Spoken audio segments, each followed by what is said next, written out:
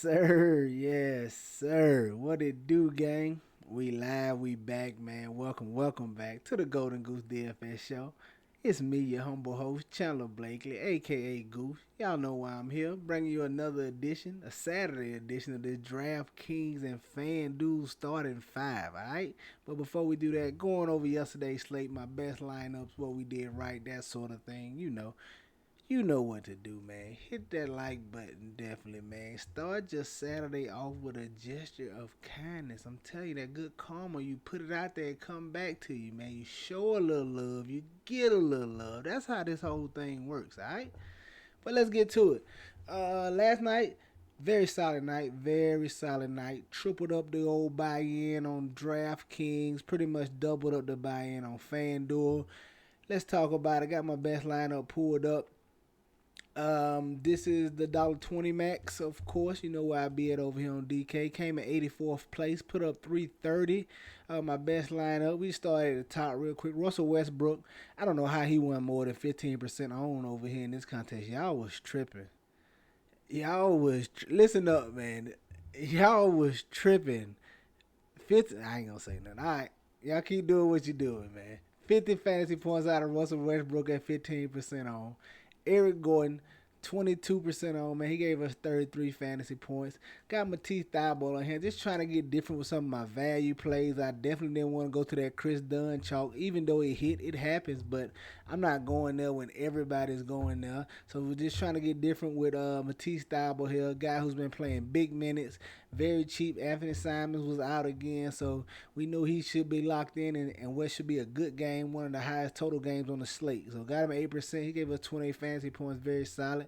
Paulo Banchero, just trying to get to that Orlando Magic Charlotte game. I had Rozier. My three main pieces from that game was Banchero, Rozier, and Oubre. So just want to dip those pieces all around. Divvy up those pieces throughout my lineups, especially Banchero, because if the game was close and you getting a ceiling performance from Rozier, somebody on the other side had to be doing good. Banchero and Wendell Carter Jr. were two pieces I liked over there. So Banchero 8% on gave us right at 50 fantasy points. Click Capella, of course, I tweeted him out. I tweeted him a little late after 7. I can't lie. I said my apologies. I've been getting caught up in the Discord with the crew, man. So but I did tweet it out. I tweeted out Trey Young and Clint Capella on DK and Trey Young. Trey Young and Eric Gordon on FanDuel. I was heavy on Trey Young last night. He was solid, but didn't give me enough. But Clint Capella right here, 19% on. He got it done in limited minutes, man. We're going to watch that. I don't know if it was because of the blowout, because Atlanta was really up the whole time in this game. Portland kind of made it look more respectable towards the end, so we have to see about that. But he got it done for us. 35 fantasy points, definitely take that. Could have had a monster game had he played more minutes. De'Aaron Fox, just getting a run back. Y'all know I tell you all the time, man. If you're getting 2 or 3 pieces from one team, you got to look at a run back. Not all the time. In special cases, you don't have to. But most of the time, man, I get 2 or 3 pieces from one team, I want a run back. And that's what we was doing with De'Aaron Fox right here at 9-1. Got him right at 5% on, man. 54 fantasy points. Nice outing from him. Paul George, of course, everybody's chalk. I thought he would be higher on than this, but I take it. It was a large slate, so I can see it. 20. It was a lot of different ways you could go. You could try to get different and go Ingram. I could see it, but no Kawhi Leonard, man, in one of the highest total games on the slate. Like, I wasn't expecting the same thing as last time, but it went finna be a 212 total. That's why I say y'all was tripping. I don't know how y'all went on. I was heavy on the Clippers.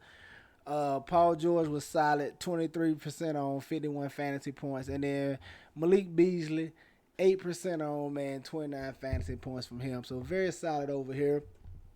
On FanDuel, 335. Y'all know where I be at, the 222, 25 max and the 20 max when they feel like it. But came in 138th place over here, 335. Similar build as you just saw on DK, except for I got Rozier and Oubre in here together. I had Russell Westbrook, of course. He was 7% on over here. Y'all was definitely tripping. I know their price was a little higher, but Russ ain't that wash, man. Russ is not that wash. I will take it every time. Trey Young got him at under 5% as well. He gave us right at 50 FanDuel points solid. Eric Gordon came in at 25%, 32. Terry Rozier, of course, the letdown. That's back-to-back times he done let us down over here. Come on, scary Terry. He'll get it together soon, though. Malik Beasley got him at 11% on 28 fantasy points out of him. Kelly Oubre, chalk 47. Hernan Gomez, he just didn't get the minutes. He just didn't get the minutes once again. He crushed. This 19 fantasy points in like 15 minutes. He got this in like 15 minutes, man. If he gets 25 plus, man, he has a very solid night at 46% on. Everybody was there though, but didn't hurt you too bad. Paulo Banchero, of course, once again got him at 6% on over here, 48, and then Kelly Olynyk just trying to get different.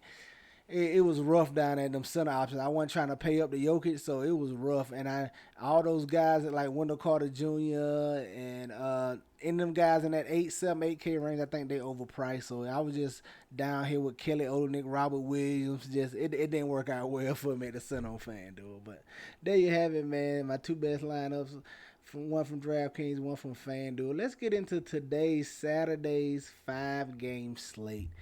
It's it's the weekend. You got a couple of teams on a back-to-back. It's always some foolishness, man. Prepare for the tomfoolery. It's a lot of questionable tags as is, especially with them Spurs. You might get all type of guys out tomorrow. But this is how we see the slate right now, how we viewing it. At the top, we're going to look at James Harden, 9,700. He's under 10K. I would gladly take it, man. If you watching me, I've been heavy on Harden all year. So I'm going to continue to play him right here in the Milwaukee Bucks in what should be the best game on the slate just far as a real basketball-wise, man. I'm intrigued and want to watch this game tomorrow before that fight.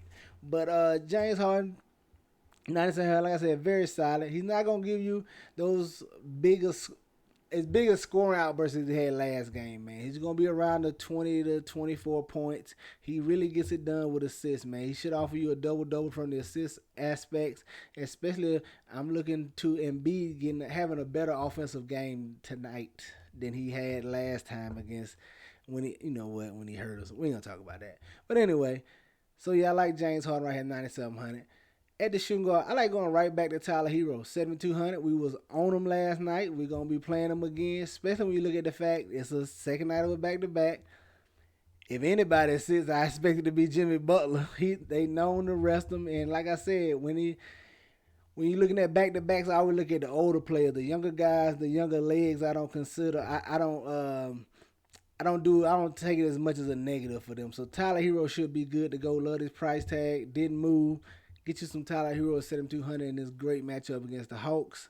At the small forward, he's going to be chalky, but it's going to be a lot of chalk. It's a 5-game. Ain't too many ways you can get different, but Tari Eason is going to be a solid player at 4,300.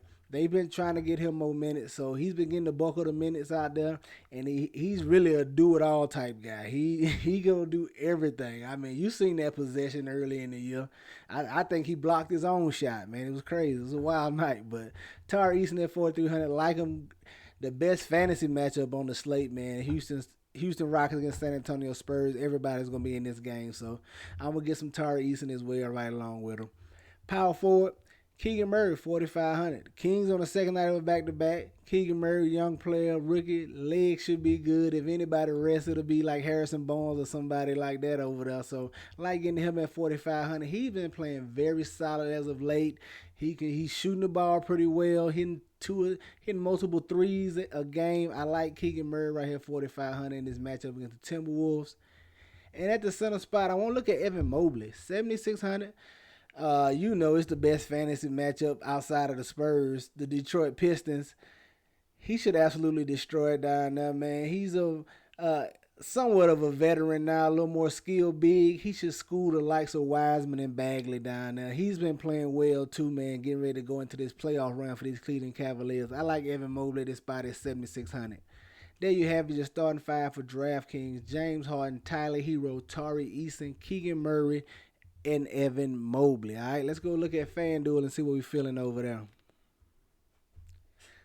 All right, coming in at FanDuel, man, at the top, point guard, I like Devontae Graham. We're going to have to wait on that injury news, but we know Vassell is out. Keldon Johnson looking like he's going to be out. We got Branham questionable. All those guys out, man. Devontae Graham should be in for another nice workload. He's been playing solid when he's getting the minutes this year. Like him, matchup don't get no better than this against the Houston Rockets as well. So give me some Devontae Graham at 5,100.